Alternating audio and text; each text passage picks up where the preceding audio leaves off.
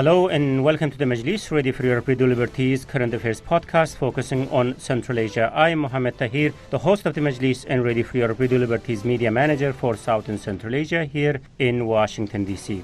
It takes only a spark to create a crisis in Kyrgyzstan. I don't know who said this, but I guess I heard this from one of our speakers in our previous episodes, so that the quote really nails down what we are going to talk about today. And that has to do with an ongoing scandal centered around the exhibition and its content in Bishkek. The theme was, or is, to highlight violence against women. But apparently, sounding innocent act, it created lots of reaction. As a result, Kyrgyz government got involved, and the director of the museum where the event was held forced to resign because of what she said was a mounting threat. And the mounting threat was apparently coming from a nationalist group called Kyrgyzstan. So everything about this discussion is kind of interesting. The unorthodox way of highlighting the theme, angry reaction, the intervention of the government, the alleged threat, and the source of the threat, and the fallout and the ongoing debate. To discuss all these, I'm joined by Jana Areva, curator and the co-host of the exhibition, Zoya, one of the artists whose work was displayed in the exhibition, and the journalist Bermet Talant, originally from Kyrgyzstan, currently with Kiev Post, and Bruce Pannier, editor of Radio Free Europe, Radio Liberty Central Asia blog, Kishlok Awazi. Thank you, colleagues, for joining us today. And before we get into the fallout, let's start with the exhibition. Jana, what was this all about? So we decided to make Biennale, so the annual event, art event, which will tell about the problems which women face. And it was feminist event. It was sold as a feminist art exhibition. And we didn't actually expect any reaction like that. So the theme was, in fact, dedicated to 17 women who died tragically sometime. It's a tragic story which happened 3 years ago in Moscow. 17 young women died in a fire in the print house. 14 of them were Kyrgyz citizens. So we decided to dedicate it to those women as a memorial. It was turning around this topic. So the topic of the exhibition was economical freedom of women. Yeah, we are going to talk about the reaction that you mentioned earlier. So it was held where? The Fine Arts Museum? It was held in the State Fine Arts Museum in Bishkek. And now ex-director of the museum was so kind to support us with this event. Right. Definitely we are going to talk about what happened to her. So about the content, walk us through some of the highlights. What were exhibited there?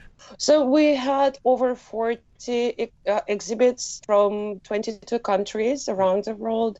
And usually it would be, like most of the works would emphasize some of the issues which women face in their day-to-day life, like gender-based violence, domestic labor, like a huge spectrum of the topics. And one of the art pieces, Zoya, let me come to you. One of the art pieces was Your Body Bag, was an interesting piece of art. So how did you come up with that idea? Well, you know that in Kazakhstan where I live, and it's a worldwide problem, there is an epidemic of domestic violence. It's just happening all the time, everywhere. It doesn't matter how wealthy people are, the woman experiences that, beaten and abused by her husband or partner or whoever male of her family. And it's increasing incredibly. And I was thinking about it like the question of gender socialization, because when they say the little girls how they should behave, and then the young women, and later they say all this, like, programming things like be patient, if he beats you, he loves you, and all this bullshit. They making perfect victim, actually, by raising boys with you should be strong, you should not cry, and all these stereotypes. They raising the abuser. So as a woman, if you follow the instructions of these classical, traditional raising principles, you just becoming this kind of punching bag at the end, because you are a perfect victim. You are an object in the kitchen for some kitchen boxer. That was my general idea. That was what I wanted to talk about through that art object. Yeah, the punching back, right. So some people certainly got a different message from it, Zoya. So what did you hear from people who were there looking into this punching back? What kind of reaction you got there on the spot? Actually, it's lots of stories happening around that punching bag all the time. And there is 3 basic types of reaction, 2 from men and 1 from women. I could really mention not once. Men objectifying it. So they just trying to touch her, to imitate some frictions or something, or squeeze the breasts. It's a punching bag in the shape of female torso, and it's written on her belly, ever must. So she has to, serve everyone. And it's like paraphrase of Everlast logo, and I redesigned the Everlast logo. And they trying to beat her, but she isn't a real punching bag. She's very light, very subtle, very easy, and she's just jumping. They can't even feel, the punch, because she's very light. And women, some women, they really understand this topic, and they have tears in their eyes. And there is a type of reaction from kids. They hanging her and say, "Mama." That's the funniest. I even have a photo of one of kids hugging her, and this is, so cute. Yeah, I'm going to expand this discussion in a little bit. If Bruce, if Dermot, if you guys have any question to the organizers, please go ahead and ask. And I have a number of questions, and I don't like to dominate the discussion in the same time. Just to continue, let me get back to you, Jana. The content of the exhibition, it created lots of outcry there in Kyrgyzstan. And some people who were opposing this would say, the content had nothing to do with violence against women. Like they would give example of like a naked woman walking in the room, and then underwear hanged, and like the punching bag that we were talking about. What do you have to say about that? But we have to understand that it's a contemporary art. And contemporary art has many shapes, and it's not only the classical paintings, or it doesn't have to be even a painting. So it could be a performance, it could be video art. Besides those things that some people found provocative, there are lots of different other, very creative things. But on the other hand, what is in the art world supposed to be normal, it's like in the contemporary art, it's normal to have such performances. But I think it's not the reaction of the main audience which was targeted, because it's the reaction of ultra-right nationalists. We can't say that people didn't like it. It was just an outburst of some aggression against whatever. I think it's mostly against feminist actions, like feminist events in overall. But it was not only these ultra-nationalists, Jana. But Kyrgyz Ministry of Culture sounded to me not really convinced what you are saying, and they were particularly find it provocative, the women walking naked in the hall. So what I'm saying is that it was not just only ultra-nationalists. Even the Kyrgyz minister was upset. I guess it's better to ask Zoya, because Zoya was at the scene, and she knows better what has happened there, like how people reacted to that. Yeah, as a witness, I can say that there were no reaction, like, stone throwing. The people were calm, they were just staring at her, and some people were not even staring at her. There were no crowd around her. No one was angry, no one was really harassed by it. So it was very peaceful and very nice. I was so excited that it's happening, and it's happening this peacefully without any scandal or something. And, there were a pile of stones there. They could really throw a stone if they wished to do that. No one done it. So that was absolutely normal. And I was like, ooh, it's so nice, this wind of freedom, that Kyrgyzstan is such an open country, that they can do these things and have this extremism in the same time. But it happened what it's happened lately. I think, Bermet, you wanted to say something? Jump in. Well, I don't care much about the reaction of Kyrgyzstan. I believe that the less attention they're given, the better. But what I found particularly worrying was the official reaction of the Ministry of Culture that decided to censor some of the exhibits in the name of morality and mentality, and accepted the forced resignation of director of museum, Mira Jangarasheva. And we know that she was forced. Before she handed in her resignation letter, she had been threatened, as well as the organizers of the exhibition. So the Ministry of Culture claimed that some of the exhibits contradicted the theme of the exhibition, which was women's economic freedom. But if we think, there is a direct link between economic freedom and gender equality. Economic freedom implies that women have equal job opportunities and can choose their careers. But can we talk about equal job opportunities when girls from very young age have to do household chores while boys can study? Can we talk about equal job opportunities when young women in their 20s, and I experienced that myself as well as my friends, when young women rejected a job because they are in the marriage age, because they are in their early 20s, and employers think that they're going to get married, have kids, and leave the job. And can we talk about equal job opportunities when women don't go into certain careers because those fields are male-dominated? And why don't women want to go into those male-dominated areas? Because there's bro culture, there are sexist jokes, there's sexual harassment, there is objectification. It is all interconnected. And I found particularly upsetting that the Ministry of Culture took sides with conservative traditional group. Yeah, and it's very symbolic that this act of state violence against artists and female artists carried out during the International Week dedicated to fighting against violence against women. And few days ago, the government of Kyrgyz Republic, at the high-level development, they said that they really support the gender equality principles on the forum of, I don't remember the name of the forum, but it was really happened a few days before that. Yeah. But I believe it's the week of the UN 16 days against violence, right?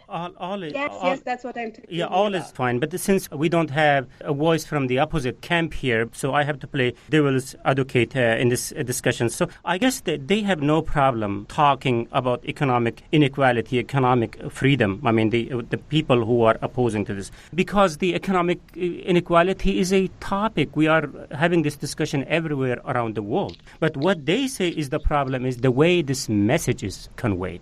Do you understand where they are coming from, the position that they are coming from? The problem was with the nudity and female bodies, right? And any hint on women's sexuality.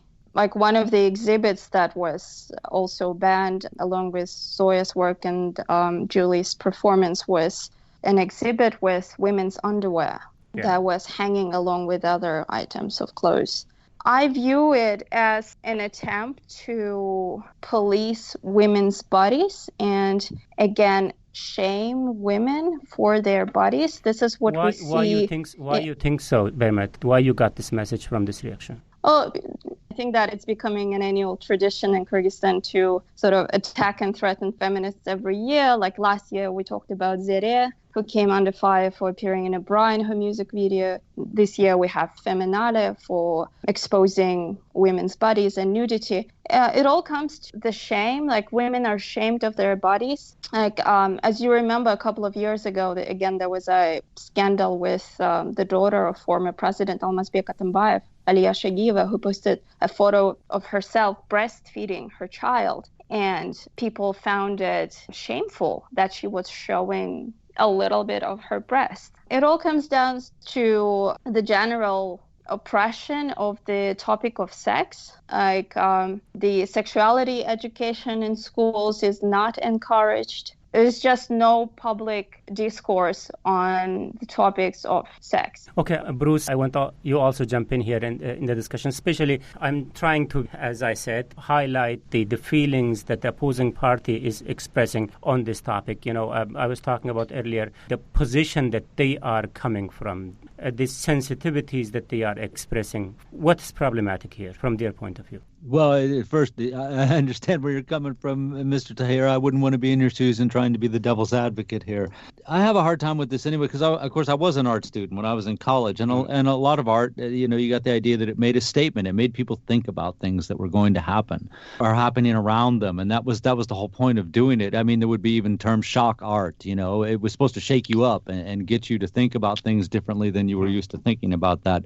As I've mentioned in previous programs, one of the unfortunate results of independence from when the Soviet Union fell apart was this new conservatism that came up. People were trying to find out what it meant to be religious, what it meant to be your own national group and things like that. And unfortunately, a lot of the solutions they found to that were very, very conservative and very male-dominated. There was no doubt about it. I mean, if you look at, I have made the argument before that women have less rights now than they did when I was there in 1992 and 1993 when they were coming out of the Soviet Union. I think it's incredibly unfortunate that an exhibit like this, which was supposed to get people thinking about the rights of women and the suffering that they have to go through regularly, was uprooted by a group that said they were offended by something that was going on. But in the meantime, they actually proved exactly the point that the art exhibit was supposed to be getting across, was that there was this conservatism that was really working against society.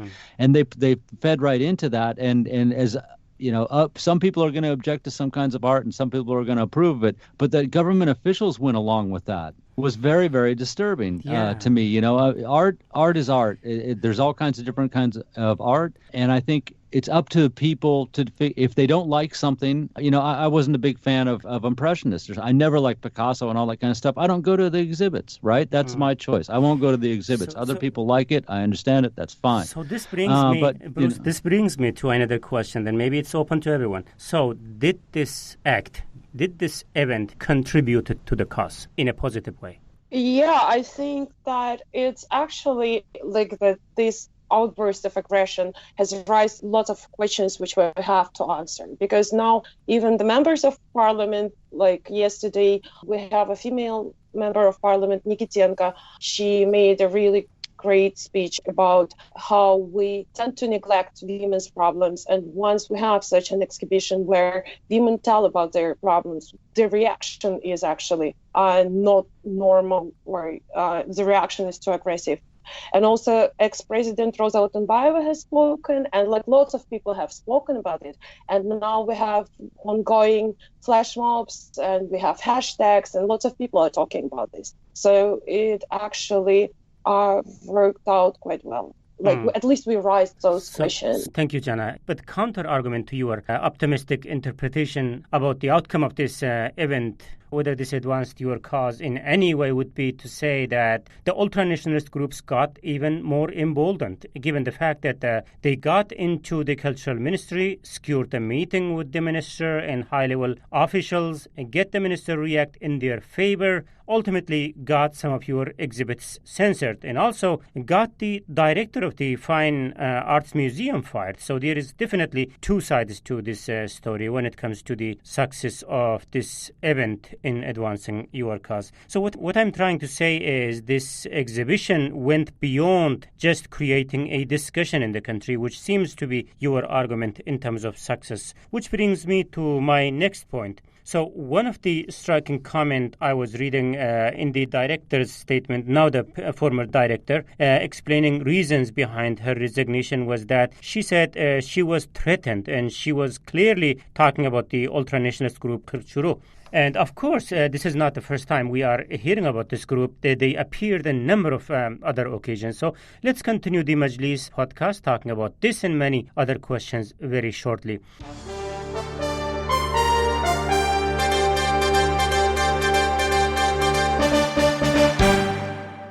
First, let me recap the debate that today on the Majlis podcast, I'm joined by Jana Araiva, curator and co-host of the exhibition, Zoya, one of the artists whose work was displayed in the exhibition, and journalist Bermet Talent, originally from Kyrgyzstan, currently with the Kiev Post, and Bruce Pannier, editor of Ready for Europe, Radio Liberties Central Asia blog, Kishlok Owazi. I'm Mohammed Tahir, Ready for Europe, Radio Liberties media manager for South and Central Asia here in Washington, D.C. And we are discussing the fallout from the recent controversial exhibition in Bishkek. So the threat, it looks like the director of a museum was resigned under pressure by the nationalist group called Kyrgyzstan. At least this is what surfaced to the media. Any other interpretation to this, Bruce?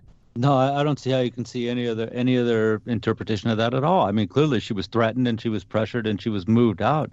You know, again, I find it hard to believe that when this issue came up in Parliament a couple of days ago, only one guy, and I'll name him just because I think he's a hero in there, but Johnny Bakchiev, who is from the Beer Bowl faction in Parliament, was the only MP that was willing to speak up and say this was a mistake to try to run her out and it shouldn't be done, and the culture minister should reconsider any decision that he was making on that, but no one else would speak out about that. Clearly, she was run out of her position.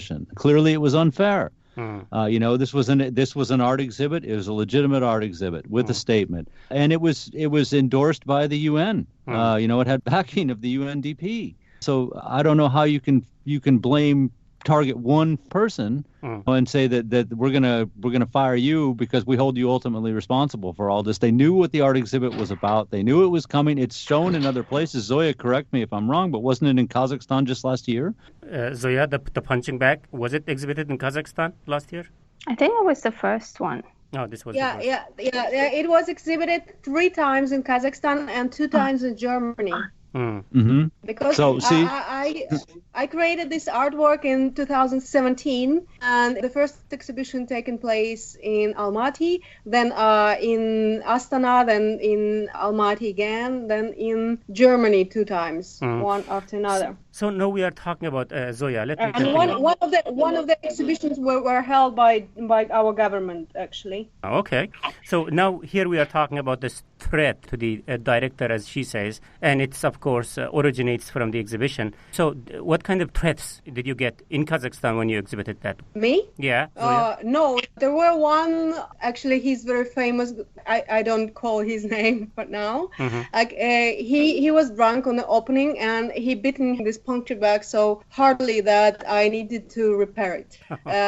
So that was the worst reaction I got in Kazakhstan. But for now, I got one unpleasant message from Kyrgyz citizen from Osh city. What's that? He's saying some, the bullshit that you can't paint normal paintings, therefore you using some cheating methods, and normal person would see mother in that punching bag and not the punching bag, and all the rest are weirdos, and you are weird too, and you have no talent, and all this bullshit they always telling you in the private messages.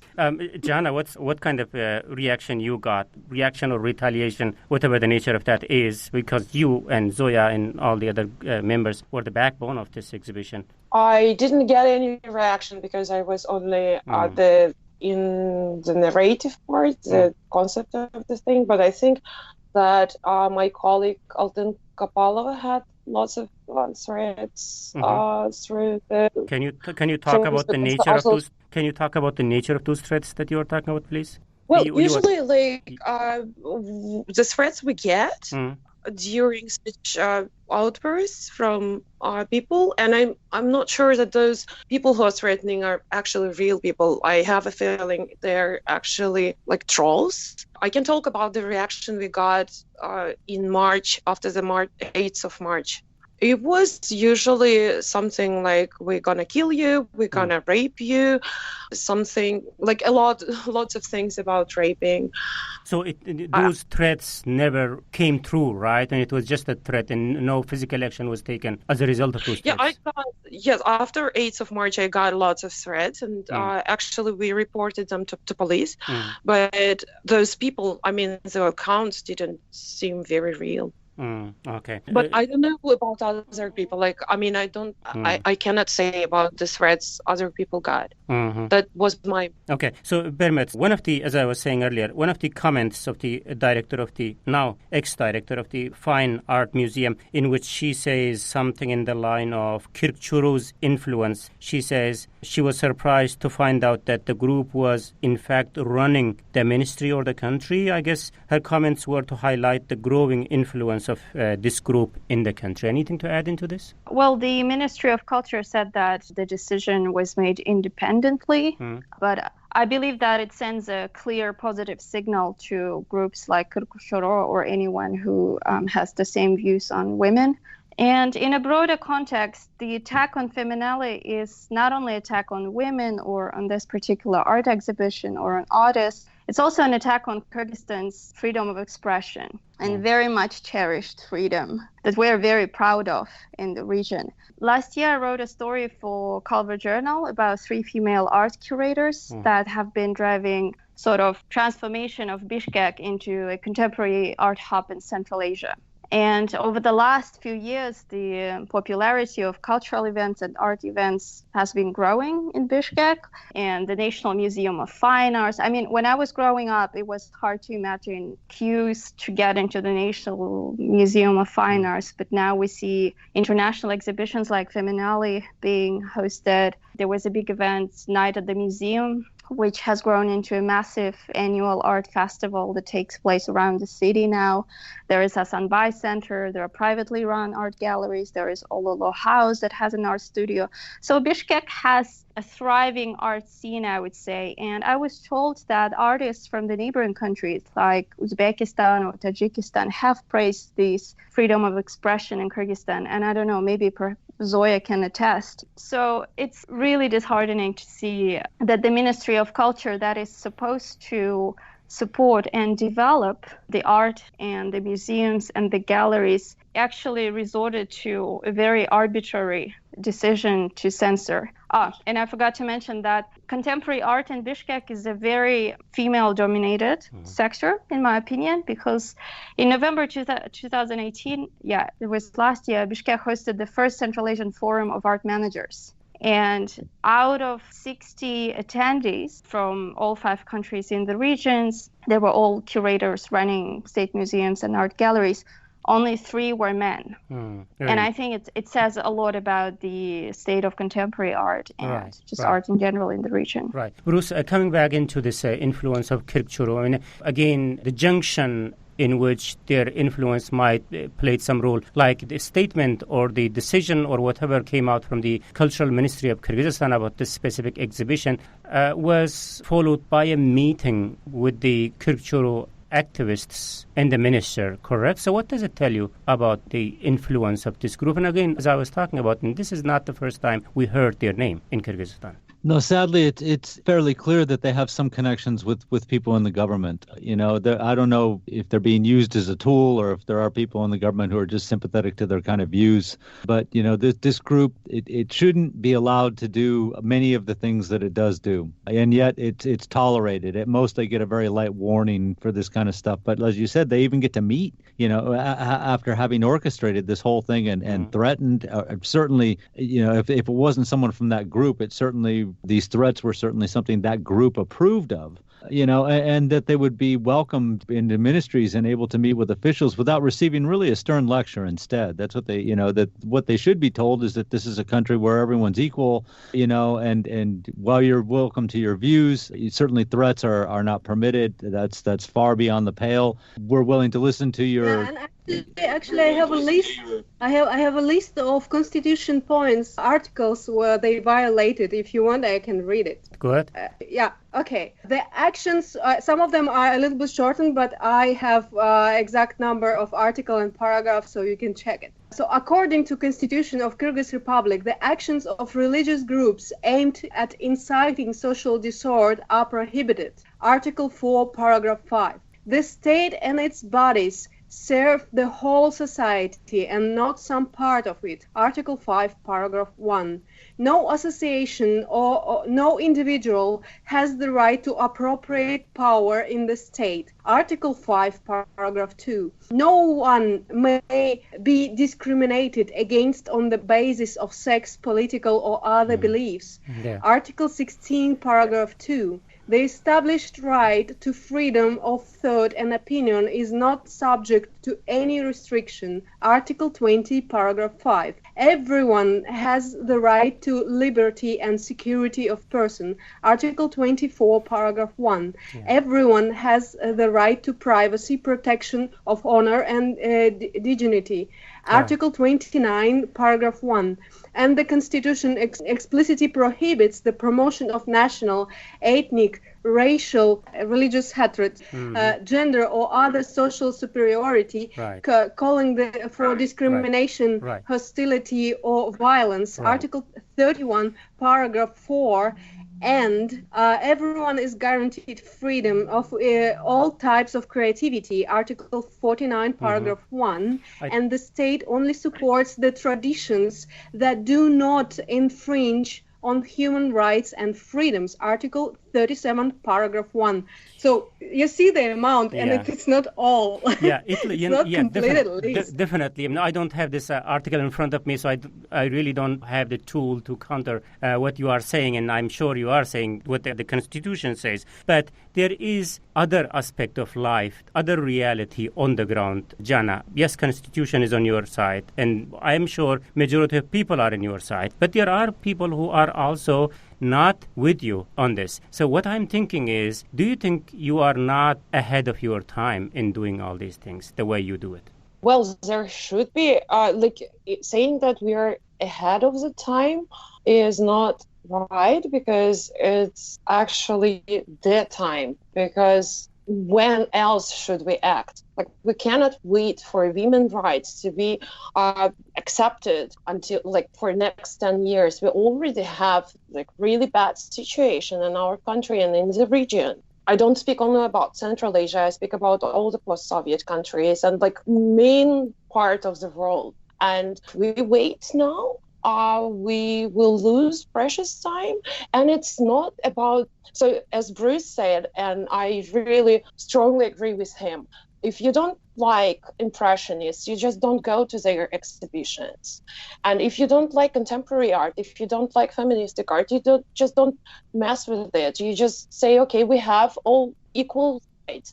We have a right of expressing ourselves. Those artists have a right of expressing themselves. If a ultra-right or extremist group wants to say something, they don't need to be aggressive. And government backing them up it comes to me, in my opinion, it's some sort of flirting with pro-Islamic audiences or traditionalist audiences. Because when they were talking about the Feminnale event, they were pronouncing some things like we should prohibit abortions. Right for abortion is something that all the women around the world are fighting throughout 20th century and even nowadays. Yeah. Or prohibiting some other rights of women. So it's kind of Gilead thing if you've watched The Handmaid's Tale, and it's very depressing. Yeah. Thank you, Jana. I think we also need to be wrapping up the discussion here. But yes, it caused lots of discussion, arguments, counter-arguments. And I think we will continue talking about this issue related to Kyrgyzstan. Earlier, as Bermet, you mentioned, we had a discussion about when Zera released the song, which was kind of unconventional in Kyrgyzstan. And we had a discussion about when the incident with the young girl Brulay happened. So I think it became kind of a trend that we will come back to this topic once in a while in Kyrgyzstan. But again, I ask the same question that I asked to other organizers in our previous Majlis. With that, I will end the discussion here. So, Jana, if you were to have this event again, would you do it in the same way? Definitely, because the freedom of expression should be held protected. And if it were again, we wouldn't change anything, because we have a right to express our needs. We have the right to express the issues, and my colleagues totally have my back on it. Mm-hmm. And Zoya, what's your opinion on that? If you were to have it again, would you do it anything differently? I wouldn't change the single thing, and I would add some more performances, actually, nude and not nude, and maybe do something between like producing art and performances, more provocative. Stickers with nipples. Like, I so much about the nipples. We should be all around, like sticked over with nipple. Yeah, Bermet, Bruce, these girls are on fire. So what would be your suggestion? And if they were to have it again, is there any recommendation that we are going to have it again after 2 years? It's like biennial, so we are now preparing for the one which is coming up in 2021. So Bermet and Bruce, if they were to have it again, is there anything you would wish them to have differently? Bermet? No, I think it's been a great initiative. Given the reaction and all these things? No, but the reaction also helped with a little bit of publicity. I mean, it made it into international news, and we see that all the progressive international community is on the sides of women because everyone understands the demands of time, and there is a whole women empowerment, Me Too movement. So I think it's been great. And just even the fact that at this podcast, we talk so often about women's issues in Kyrgyzstan would be probably unimaginable in a lot of other parts of the world. So I think it's great that we're talking about that. Right. Any final thoughts, Bruce? If you look back at the reviews that people who are now famous artists and composers received when their works were debuted years ago, you will find many of them that received heavy criticism and probably the same kind of threats, and yet now they're revered. You would think that people would learn from this. And like I said, everyone has their own taste. I can appreciate that, but you have to respect that other people might like something that you don't like. Yeah. And ultimately, the goal of an art exhibit like this is to get people thinking about what's happening in their society.